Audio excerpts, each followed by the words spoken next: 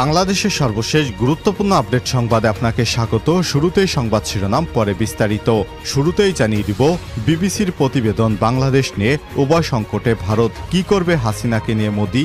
বাংলাদেশের সাবেক প্রধানমন্ত্রী পলাতক শেখ হাসিনা দেশ থেকে বিশৃঙ্খলভাবে পালিয়ে তড়িঘড়ি করে দিল্লির কাছে একটি সামরিক ঘাঁটিতে অবতরণ করায় প্রায় এক মাস হয়ে গেছে। টানা ছাত্র আন্দোলন গণ অভ্যুত্থানে রূপ নিলে গত 5 আগস্ট নাটকীয়ভাবে শেখ হাসিনার পতন হয় এবং তিনি ভারতে পালিয়ে যান। তিনি ওই দিনই সামরিক বিমানে করে পালিয়ে যান। এখন প্রশ্ন এসেছে, নরেন্দ্র মোদী যদি শেখ হাসিনাকে এভাবে আশ্রয় দেয় তাহলে বাংলাদেশের সঙ্গে তার সম্পর্ক খারাপের দিকে যাবে। এতে করে ভারত বাংলাদেশের আমদানি রপ্তানিতে প্রভাব পড়বে, যার ফলে জনজীবনে প্রভাব পড়বে। আবার যদি শেখ হাসিনা সরকারকে মোদী অন্য দেশে পাঠিয়ে দেয়, সেটিও মোদীর উপর প্রভাব পড়তে পারে, কারণ শেখ হাসিনা অন্য দেশে গেলে তার জীবন বিপন্ন হতে পারে। এ অবস্থায় শেখ হাসিনাকে নিয়ে উভয় সংকটে পড়েছে নরেন্দ্র মোদী। এ বিষয়ে বিবিসির গুরুত্বপূর্ণ প্রতিবেদন। বন্ধুরা, সম্পূর্ণ সংবাদটি জানতে ভিডিওটি না টেনে দেখতে থাকুন। এরপর জানিয়ে দিব রেমিটেন্স চোরাকারবারিদের পেটে হুন্ডিতে তছনছ বাংলাদেশের রিজার্ভ। গত 15 বছরে অবৈধ হুন্ডিতে তছনছ হয়েছে দেশের বৈদেশিক মুদ্রা রিজার্ভ। সূত্র বলছে, প্রবাসীদের রক্তে ঘামে অর্জিত রেমিটেন্স গেছে চোরাকারবারিদের পেটে। বিশেষ করে মধ্যপ্রাচ্য থেকে মার্কিন ডলারের বদলে পাচার হয়ে গেছে। প্রতিদিন দেশে ঢুকেছে শত শত কোটি টাকার অবৈধ সোনা। এই সোনার বড় অংশ পুনরায় পাচার হয়েছে দেশের স্থল এবং নৌপথ দিয়ে অন্য দেশে।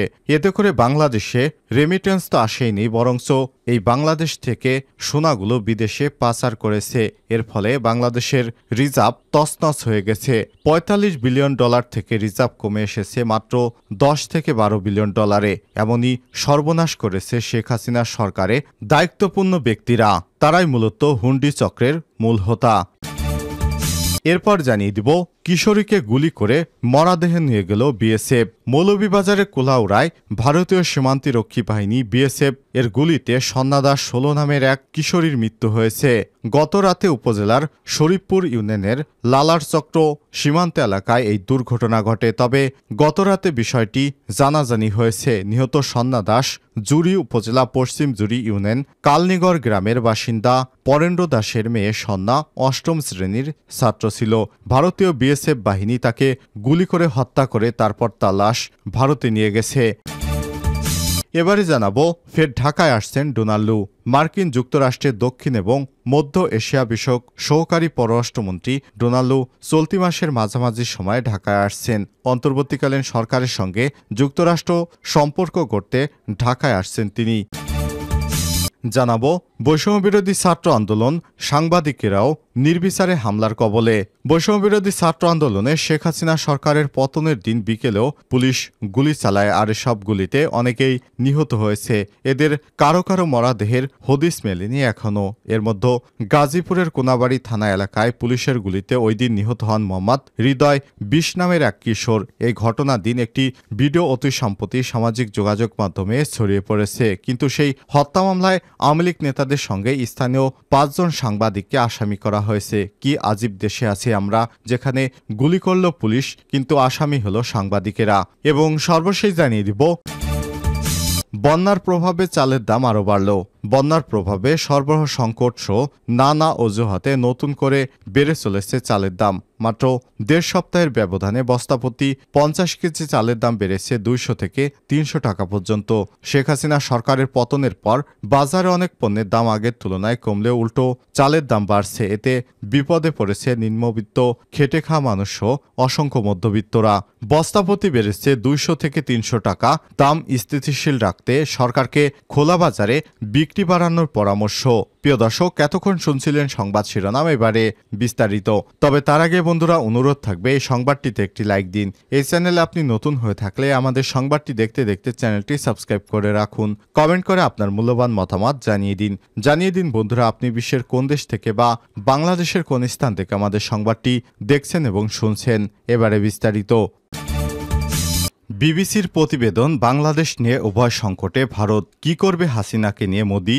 বাংলাদেশের সাবেক প্রধানমন্ত্রী শেখ হাসিনা দেশ থেকে বিশৃঙ্খলভাবে পালিয়ে তড়িঘড়ি করে দিল্লির কাছে একটি সামরিক ঘাঁটিতে অবতরণ করায় প্রায় 1 মাস পার হয়ে গেছে। টানা ছাত্র আন্দোলন গণ অভ্যুত্থানে রূপ নিলে গত 5ই আগস্ট নাটকীয়ভাবে শেখ হাসিনা সরকারের পতন হয়। তিনি ওই দিনই সামরিক বিমানে করে ভারতে পালিয়ে যান। প্রাথমিকভাবে তিনি অল্প সময়ের জন্য ভারতে থাকবেন বলে আশা করা হলেও এখনও শোনা যাচ্ছে তার যুক্তরাজ্য, যুক্তরাষ্ট্র, সংযুক্ত আরব আমিরাতে আশ্রয় নেওয়ার প্রচেষ্টা এখনও সফল হয়নি, বরং ব্যর্থ হয়েছে।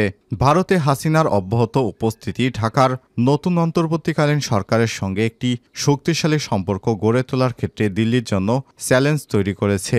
ভারতের কাছে বাংলাদেশে শুধু প্রতিবেশী একটি দেশ নয়, এটি একটি কৌশলগত অংশীদার এবং ভারতের সীমান্ত নিরাপত্তার জন্য অন্তত গুরুত্বপূর্ণ একটি ঘনিষ্ঠ মিত্র। বিশেষ করে 7 সিস্টার্স নামে পরিচিত দেশটির উত্তর পূর্বের রাজ্যগুলোর জন্য ভারতের কাছে বাংলাদেশ খুব গুরুত্বপূর্ণ। বাংলাদেশ ও ভারতের মধ্যে 4096 কিলোমিটার দীর্ঘ সীমান্ত রয়েছে। এর ফলে ভারতের উত্তর পূর্ব রাজ্যের সশস্ত্র বিদ্রোহী গোষ্ঠী সদস্যরা নিরাপদ আশ্রয়ের জন্য বাংলাদেশে তুলনামূলকভাবে সহজে প্রবেশ করতে পারে।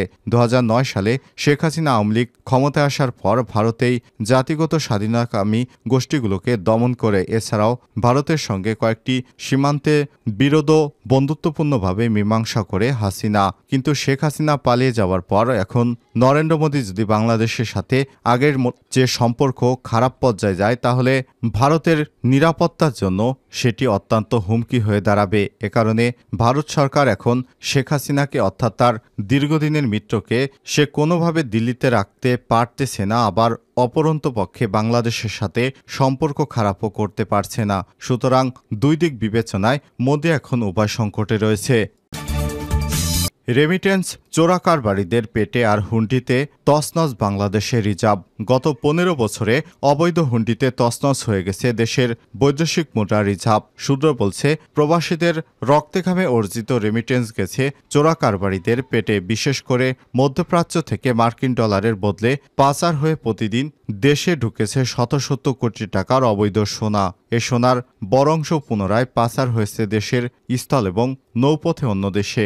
একইভাবে চোরাচালানের মাধ্যমে প্রতি বছর দেশে আসছে হাজার হাজার কোটি টাকার হীরা এবং হীরা সদৃশ বস্তু। সোনার হীরার বৈধ আমদানি নামমাত্র হলেও চোরাচালানের মাধ্যমে বছরে 91,000 কোটি টাকা হুন্ডিতে পাচার হওয়ার তথ্য বাংলাদেশ জুয়েলার্স অ্যাসোসিয়েশন বাজুসে। পরিস্থিতিতে অংশীজন বলছে, হুন্ডিতে জড়িতদের গ্রেপ্তার এবং দৃষ্টান্তমূলক শাস্তি নিশ্চিত করতে হবে নতুন সরকারকে। এই লক্ষ্যে বাংলাদেশ ব্যাংক, দুর্নীতি দমন কমিশন, দুদক ও জাতীয় রাজস্ব বোর্ড এনবিআর অনুসন্ধান ও বিদেশে গোয়েন্দা নজরদারির তাগিদ দিয়েছে সংশ্লিষ্টরা। জানা গেছে, অব্যাহত ডলার সংকটের কারণে সবচেয়ে বেশি ক্ষতিগ্রস্ত হচ্ছে বৈদেশিক মুদ্রা রিজার্ভ। নানা উদ্যোগ নেয়ার পরও সংকট কাটছে না ডলার সংকট। ফলে ব্যাংকগুলো সবসময় এলসি খুলতে পারছে না। এতে ব্যাহত হচ্ছে দেশের আমদানি রপ্তানি কার্যক্রম। বাংলাদেশের কিশোরীকে গুলি করে মরদেহ নিয়ে গেল বিএসএফ। মৌলভীবাজারের কুলাউড়ায় ভারতীয় সীমান্তরক্ষী বাহিনী বিএসএফের গুলিতে সন্না দাস 16 নামের এক কিশোরীর মৃত্যু হয়েছে। রোববার 1 সেপ্টেম্বর রাতে উপজেলার শরীফপুর ইউনিয়নের লালারচর চক্র সীমান্ত এলাকায় এই দুর্ঘটনা ঘটে। তবে সোমবার রাতে বিষয়টি জানাজানি হয়। নিহত সন্না দাস জুরি উপজেলার পশ্চিম জুরি ইউনিয়নের কালনিগড় গ্রামের বাসিন্দা। পরেন্দ্র দাসের মেয়ে সন্না 8ম শ্রেণীর ছাত্র ছিল। সন্নার বাবা পরেন্দ্র দাস জানান, ভারতের ত্রিপুরায় তার বড় ছেলেকে দেখতে সন্না এবং তার মা রোববার রাতেই স্থানীয় 2 দালালের সহযোগিতায় লালারচক সীমান্ত দিয়ে চোরাই পথে ভারতে যাওয়ার চেষ্টা করে। রাত 9টার দিকে ভারতের কাঁটাতারের বেড়ার কাছে পৌঁছলে বিএসএফ তাদের লক্ষ্য করে গুলি চালায়। এতে সন্না ঘটনাস্থলেই মারা যায়। তবে ভাগ্যচক্রে বেঁচে যায় সন্নার মা। তিনি আরও জানান, সোমবার রাতে বর্ডার গার্ড অব বাংলাদেশ বিজিবির একটি দল বাড়িতে এসে খবরটি জানায়। সন্নার মরদেহ বিএসএফ নিয়ে গেছে বলেও তারা জানান। ফের ঢাকায় আসছেন ডোনাল্ডো। মার্কিন যুক্তরাষ্ট্রের দক্ষিণ এবং মধ্য এশিয়া বিষয়ক সহকারী পররাষ্ট্রমন্ত্রী ডোনাল্ডুর চলতি মাসের মাঝামাঝি সময়ে ঢাকায় আসছেন। অন্তর্বর্তীকালীন সরকারের সঙ্গে যুক্তরাষ্ট্র সম্পর্ক গড়তে ঢাকায় আসছেন তিনি। সূত্র জানায়, অন্তর্বর্তীকালীন সরকারের সঙ্গে ভবিষ্যৎ কর্মপন্থা নির্ধারণের জন্য আলোচনা করতে চায় মার্কিন যুক্তরাষ্ট্র। এজন্য একটি মার্কিন প্রতিনিধি দল চলতি মাসের মাঝামাঝি সময় ঢাকায় আসা নিয়ে আলোচনা করছে দুই দেশ। সেপ্টেম্বরে অনুষ্ঠিত জাতিসংঘের সাধারণ অধিবেশনে প্রধান উপদেষ্টা ডক্টর মোহাম্মদ ইউনূসের যোগদানের আগেই মার্কিন দলটি ঢাকায় আসবে। প্রতিনিধি দলে রয়েছে যুক্তরাষ্ট্রের রাজস্ব এবং অর্থ দপ্তরের আন্তর্জাতিক অর্থায়নকারী বিষয়ক সহকারী আন্ডার সেক্রেটারি ব্রেন্ট নেইম্যান এবং জাতীয় নিরাপত্তা পরিষদের সিনিয়র ডিরেক্টর লিন্ডসে ফোর্ড। এছাড়াও সেই প্রতিনিধি দলে রয়েছে যুক্তরাষ্ট্রের দক্ষিণ ও মধ্য এশিয়া বিষয়ক সহকারী পররাষ্ট্রমন্ত্রী ডোনাল্ডু। উল্লেখ্য, এর আগে গত মে মাসে মার্কিন একটি প্রতিনিধি দলের সঙ্গে ঢাকা সফর করছিলেন ডোনাল্ডু। সাংবাদিকেরাও নির্বিচারে হামলার কবলে। বৈষম্যবিরোধী ছাত্র আন্দোলন। বৈষম্যবিরোধী ছাত্র আন্দোলনে হাসিনা সরকার পতনের দিন বিকেলেও পুলিশ গুলি চালায়, আর এসব গুলিতে অনেকেই নিহত হয়েছে। এ সময় সাংবাদিকেরা বিভিন্ন স্থানে সংবাদ সংগ্রহ করে, তবে পুলিশ গুলি চালালেও এবার যারা মারা গেছে তাদের আত্মীয় স্বজনেরা পুলিশের নামে মামলা করার পর পুলিশ কৌশলে সেই মামলাগুলি পুলিশের নাম বাদ দিয়ে সাংবাদিকদের মামলার আসামি করছে। গাজীপুরের কোনাবাড়ি থানা এলাকায় পুলিশের গুলিতে গত 5 আগস্ট নিহত হন মোহাম্মদ হৃদয় 20 নামের এক কিশোর। এই ঘটনা দিনের একটি ভিডিও অতি সম্প্রতি সামাজিক যোগাযোগ মাধ্যমে ছড়িয়ে পড়ে, কিন্তু সেই হত্যা মামলায় আওয়ামী লীগের নেতাদের সঙ্গে পুলিশদের বাদ দিয়ে আসামি করা হয়েছে 5 জন সাংবাদিককে। এছাড়াও সারা দেশে এ পর্যন্ত বিভিন্ন হত্যা মামলায় প্রায় 37 জন সাংবাদিককে আসামি করা হয়েছে। জানা গেছে, সব হত্যা মামলা দেয়া হয়েছে বিভিন্ন পত্রিকা, বেসরকারি টিভি চ্যানেল, সাংবাদিক ও সম্পাদকের বিরুদ্ধে। কোনো সাংবাদিককে একাধিক হত্যা মামলায় জড়িয়ে একাধিকবার রিমান্ডেও নেওয়া হয়েছে। আর ঢালাওভাবে এভাবে সাংবাদিকদের নামে মামলা দেওয়াটা প্রশ্নবিদ্ধ হচ্ছে।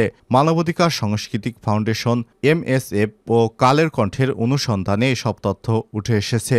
কোনাবাড়িতে ঘটনার দিনের প্রত্যক্ষদর্শীরা বলছেন, ছেলেটি গুলি করার পর বস্তায় ভরে থানায় নিয়ে যায় পুলিশ। এরপর সেই পুলিশ সদস্যরা তাকে গুলি করে হত্যা করল, অথচ মামলা হলো সাংবাদিকের নামে। এমন করলে সাংবাদিকেরা কিভাবে কাজ করবে?